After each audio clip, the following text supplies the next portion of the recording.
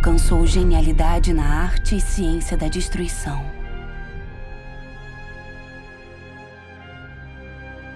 Nós guerreamos, odiamos, pisoteamos sobre a terra apesar de sua beleza e poluímos tudo o que Deus nos deu.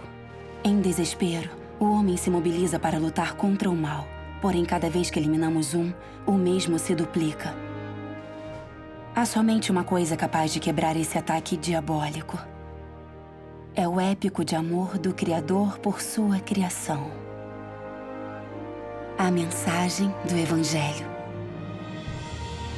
Não há no mundo um justo sequer. Não há.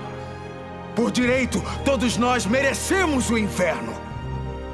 Mas essa não é a vontade de Deus.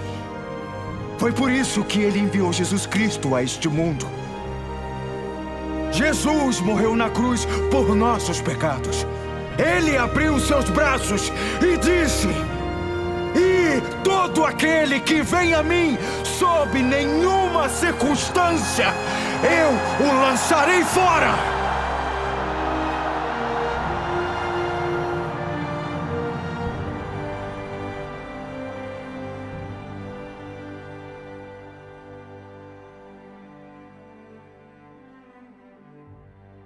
De um dos maiores ganhadores de almas de nossos tempos, vem aí um épico grito de guerra ao coração da humanidade. Através do poder da narrativa cinematográfica, o evangelista internacional Reinhard Bonk desvenda princípios extraordinários que o introduziram a uma vida de impacto revolucionário do Evangelho. Das savanas da África aos confins da Terra, vem uma coletânea de histórias, ensinos e uma sinfonia da criação, proclamando o clamor do céu. Proclame libertação aos cativos e guie os pródigos de volta para casa.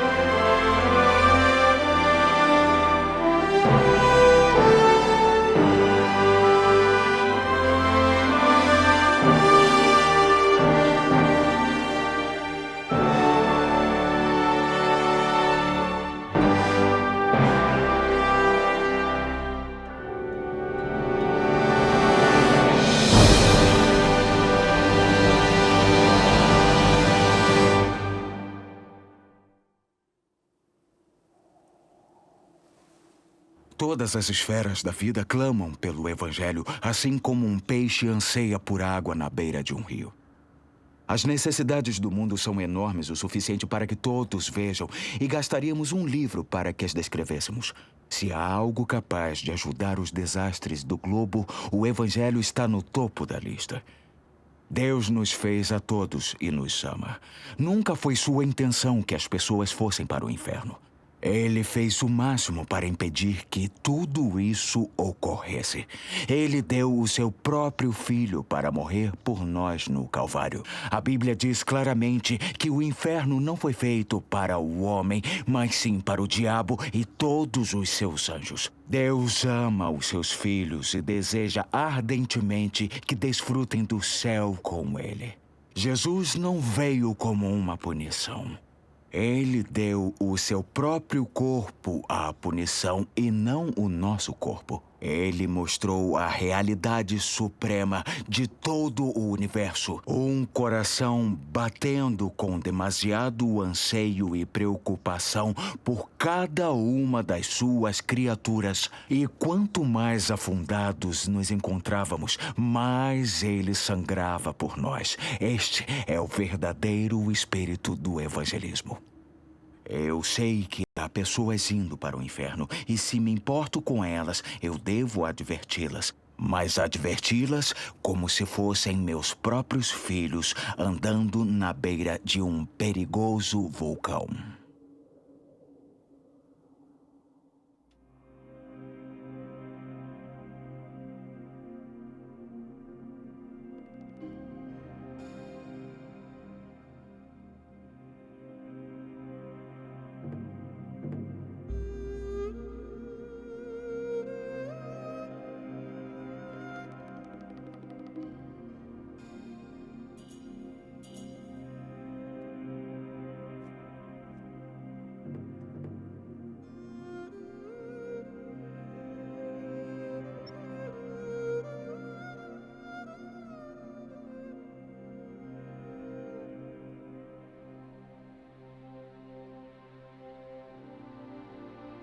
Quando eu era jovem, tive uma experiência que mudou profundamente toda a minha vida e ministério.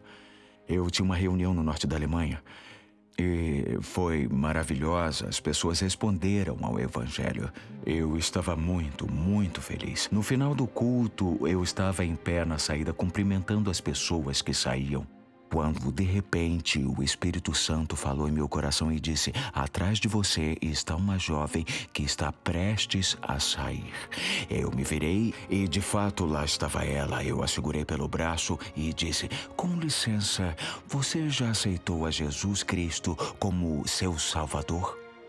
Para minha surpresa, lágrimas jorravam de seus olhos. Ela disse: não, eu não. Eu quero, mas eu não posso. Eu disse: por que você não pode encontrar a salvação em Jesus Cristo hoje à noite? Ela disse: porque eu tenho um namorado que odeia Jesus. Eu disse: espere um minuto. Se você tem um namorado que odeia Jesus, você de fato tem o namorado errado. Não, ela disse, mas eu o amo tanto, eu o amo tanto, eu o amo tanto. E ela soltou-se, afastou-se e saiu pela porta. Isso era de noite. Na manhã seguinte, sentei-me na mesa para comer, quando uma amiga minha entrou correndo e disse: você ficou sabendo? Você ficou sabendo? Algo terrível aconteceu lá fora. E eu disse: o que aconteceu? Aconteceu que aquela mesma moça da noite anterior havia sido morta em um acidente. Ao receber aquela notícia, meu café da manhã entalou em minha garganta e eu escorreguei na cadeira e comecei a orar. Eu disse: ó Senhor, será que eu preguei claro o suficiente com a urgência necessária? O Senhor falou comigo, me consolou e disse: você fez tudo o que poderia ter feito. Porém, desde aquele dia, eu prometi a Deus que pregaria o Evangelho com tanta clareza, simplicidade e urgência que até mesmo uma criança entenderia.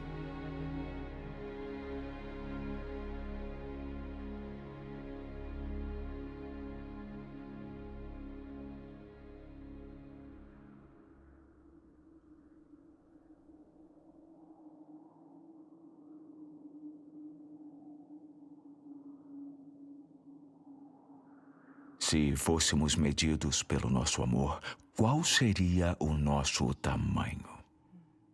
Os olhos de Jesus por vezes enchiam-se de lágrimas ao observar as pessoas. Podemos olhar para a cruz de Jesus do ponto de vista da multidão, mas Jesus quer que a vejamos do ponto de vista da cruz, para que vejamos com os seus olhos. Ele põe sua mão em nosso ombro e diz: olha, você vê o que eu vejo? Ele vê mulheres cansadas, homens atribulados e crianças feridas.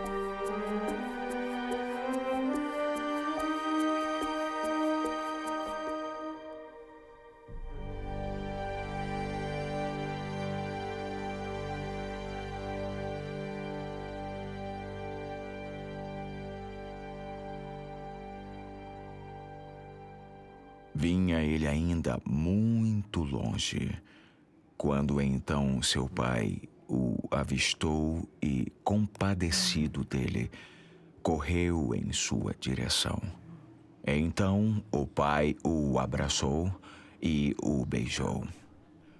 Eu fico imaginando quanto tempo fazia desde a última vez que aquele senhor havia corrido. Mas o amor o impulsionou completamente. Ao ver o seu filho, a adrenalina fluiu em suas veias para dar a ele a força para fazer o que normalmente não faria. Ele tinha que alcançá-lo sem desperdiçar um segundo sequer. Fico fascinado com a palavra compaixão usada por Lucas neste versículo. Esta palavra diz muita coisa. Ela é uma palavra única, nunca usada por ninguém, a não ser por Deus ou por um personagem que o representasse. Significa sentimento pelo necessitado. Ela implica em uma reação física.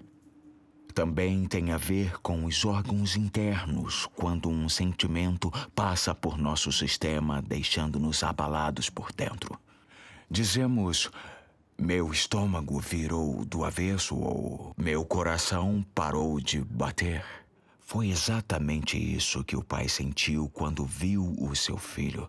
E esta é a palavra usada para descrever os sentimentos que incomodavam Jesus quando contemplava o povo. Ele era comovido com compaixão, chocado com piedade. Este é o amor de Deus, amor que é derramado em abundância em nossos corações pelo Espírito Santo.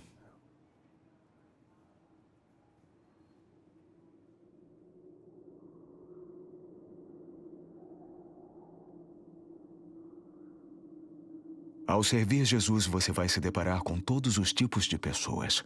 Vai gostar de algumas, outras não são amáveis. Podem ser repulsivas, cheias de ódio. Mas o amor nem sequer nota esse tipo de situação. Alguns pastores já disseram que estavam conseguindo uma classe de pessoas boas em suas igrejas. Porém, Jesus atraía os piores. Ele foi achado em meio aos publicanos e pecadores. Até mesmo mulheres de rua encontraram nele um amigo. Eles tinham a revelação de um amigo que os quebrantava e inundava, ultrapassava todas as ideias que tinham sobre a feição moral. É assim que o povo de Deus tem sido através dos séculos, e isso é o que significa prestar serviço a Cristo. Jesus recebia os leprosos fisicamente e também moralmente, os que eram socialmente rejeitados. Ele dirigia-se a eles, e eles vinham até ele. Eles haviam descoberto o amor. Ele somente tinha um alvo que o fazia prosseguir: a sua afeição ilimitada e intocável por todos quantos encontrava. Ele se compadecia até mesmo dos seus piores inimigos. O que o mundo diria a seu respeito? Ou então, o que Jesus diria? Será que diria o mesmo que disse à igreja de Éfeso? Aqueles que levam o evangelho de amor devem fazê-lo com amor. Pessoas sem amor não podem pregar o evangelho, e isso seria fingimento. Os pregadores devem transmitir o amor. Dizer às pessoas que Jesus as ama quando nós mesmos não as amamos soa falso. Seríamos artificiais. O apóstolo Paulo chama tal pregador de símbolo retumbante. Deixe-me adverti-lo.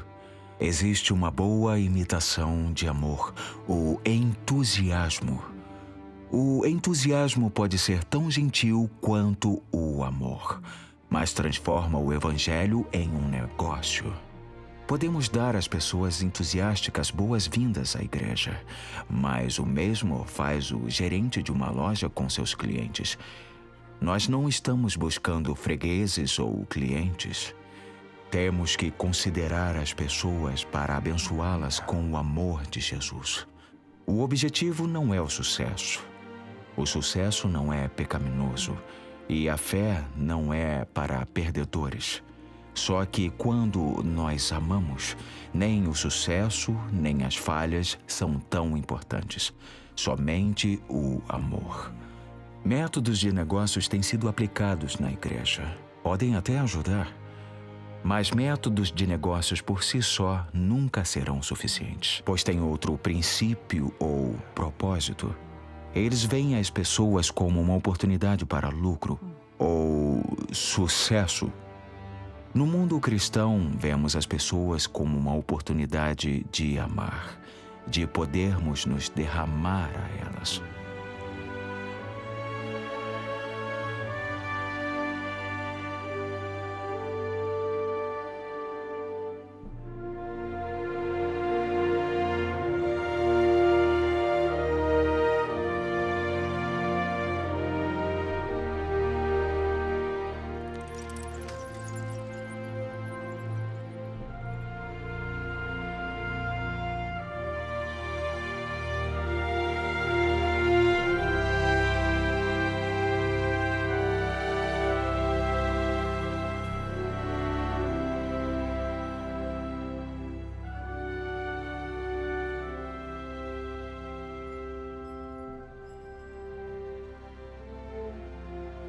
Então, para concluir o que eu quero dizer, obedecer à grande comissão é o amor verdadeiro em ação.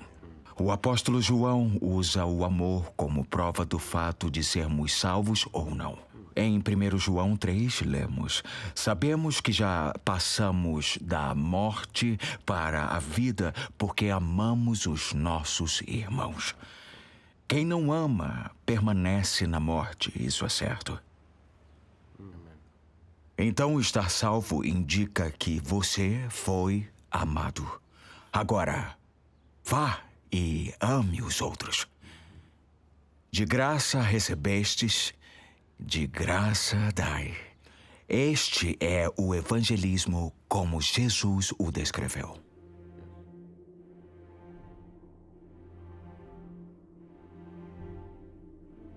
Wash me now from all my sins.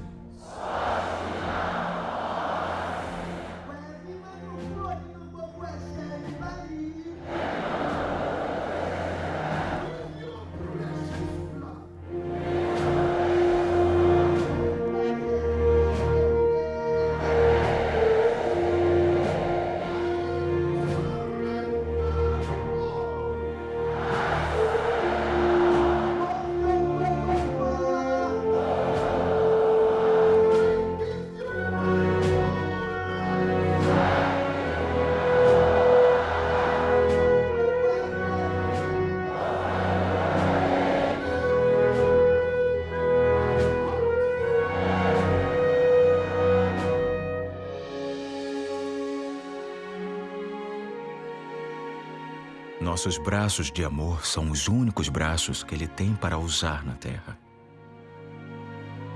Nossas mãos se tornam suas mãos e nossas vozes sua voz. Nós recebemos o maior privilégio de todos: proclamar a mensagem incomparável.